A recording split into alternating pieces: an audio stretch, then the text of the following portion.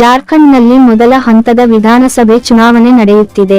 ಇನ್ನೊಂದು ವಾರದಲ್ಲಿ ಅಂದರೆ ನವೆಂಬರ್ 20ಕ್ಕೆ ಮಹಾರಾಷ್ಟ್ರದ ವಿಧಾನಸಭೆ ಚುನಾವಣೆ ನಡೆಯಲಿದೆ. ಈ ನಡುವೆ ಅಂದರೆ ಮಹಾರಾಷ್ಟ್ರದಲ್ಲಿ ಚುನಾವಣೆ ನೀತಿ ಸಂಹಿತೆ ಜಾರಿಯಾದ ಮೇಲೆ ಬರೋಬ್ಬರಿ ಕೋಟಿ ರೂಪಾಯಿಯನ್ನು ವಶಪಡಿಸಿಕೊಳ್ಳಲಾಗಿದೆ. ಮಹಾರಾಷ್ಟ್ರ ದೇಶದ ಅತ್ಯಂತ ಶ್ರೀಮಂತ ರಾಜ್ಯಗಳ ಪಟ್ಟಿಯಲ್ಲಿ ಮೊದಲ ಸ್ಥಾನದಲ್ಲಿ ಇದೆ.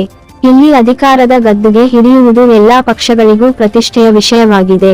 ಚುನಾವಣೆಗೆ ಇನ್ನೊಂದು ವಾರ ಬಾಕಿ ಉಳಿದಿರುವಾಗಲೇ ಈ ರಾಜ್ಯದಿಂದ ಅಚ್ಚರಿಯ ಮಾಹಿತಿಯೊಂದು ಬಂದಿದೆ. ಮಹಾರಾಷ್ಟ್ರದಲ್ಲಿ ಈ ಬಾರಿ ಕಾಂಗ್ರೆಸ್ ಹಾಗೂ ಬಿಜೆಪಿ ಪಕ್ಷಗಳ ನಡುವೆ ನೇರ ಹಣಾಹಣಿ ಇದೆಯಾದರೂ ಇಲ್ಲಿ ಸಣ್ಣ ಹಾಗೂ ಪ್ರಾದೇಶಿಕ ಪಕ್ಷಗಳೇ ಈ ಬಾರಿ ಅತ್ಯಂತ ನಿರ್ಣಾಯಕ ಪಾತ್ರವನ್ನು ವಹಿಸಿವೆ.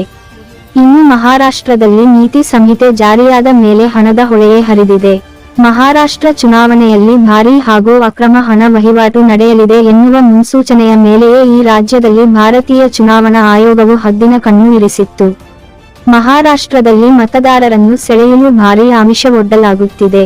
ಇದೇ ಕಾರಣಕ್ಕೆ ಬರೋಬ್ಬರಿ 6,000 ಸ್ಕ್ವಾಡ್ಗಳನ್ನು ವಾಹನಗಳ ತಪಾಸಣೆ ಹಾಗೂ ಅನುಮಾನಾಸ್ಪದ ವಸ್ತುಗಳನ್ನು ವಶಪಡಿಸಿಕೊಳ್ಳುವ ಉದ್ದೇಶದಿಂದ ನೇಮಿಸಲಾಗಿತ್ತು.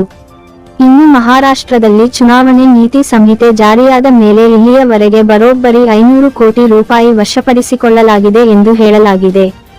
ಇದು ಮಹಾರಾಷ್ಟ್ರದ ಇತಿಹಾಸದಲ್ಲೇ ದಾಖಲೆಯ ಮೊತ್ತ ಎಂದು ಹೇಳಲಾಗಿದೆ.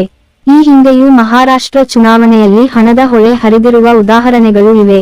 ಆದರೆ ಈ ಬಾರಿ ಇಷ್ಟೊಂದು ದೊಡ್ಡ ಮಟ್ಟದ ಅಕ್ರಮ ವಹಿವಾಟು ಮತದಾರರಿಗೆ ಆಮಿಷ ನಡೆದಿದೆ.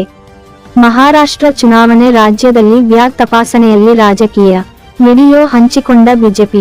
ಮಹಾರಾಷ್ಟ್ರದಲ್ಲಿ ಮತದಾರರನ್ನು ಸೆಳೆಯಲು ಭಾರೀ ಆಮಿಷವೊಡ್ಡಲಾಗುತ್ತಿದೆ. ಇದೇ ಕಾರಣಕ್ಕೆ ಬರೋಬ್ಬರಿ 6,000 ಸ್ಕ್ವಾಡ್ಗಳನ್ನು ವಾಹನಗಳ ತಪಾಸಣೆ ಹಾಗೂ ಅನುಮಾನಾಸ್ಪದ ವಸ್ತುಗಳನ್ನು ವಶಪಡಿಸಿಕೊಳ್ಳುವ ಉದ್ದೇಶದಿಂದ ನೇಮಿಸಲಾಗಿತ್ತು. ಇನ್ನು ಮಹಾರಾಷ್ಟ್ರದಲ್ಲಿ ಚುನಾವಣೆ ನೀತಿ ಸಂಹಿತೆ ಜಾರಿಯಾದ ಮೇಲೆ ಇಲ್ಲಿಯವರೆಗೆ ಬರೋಬ್ಬರಿ 500 ಕೋಟಿ ರೂಪಾಯಿ ವಶಪಡಿಸಿಕೊಳ್ಳಲಾಗಿದೆ ಎಂದು ಹೇಳಲಾಗಿದೆ. ಇದು ಮಹಾರಾಷ್ಟ್ರದ ಇತಿಹಾಸದಲ್ಲೇ ದಾಖಲೆಯ ಮೊತ್ತ ಎಂದು ಹೇಳಲಾಗಿದೆ. ಈ ಹಿಂದೆಯೂ ಮಹಾರಾಷ್ಟ್ರ ಚುನಾವಣೆಯಲ್ಲಿ ಹಣದ ಹೊಳೆ ಹರಿದಿರುವ ಉದಾಹರಣೆಗಳು ಇವೆ.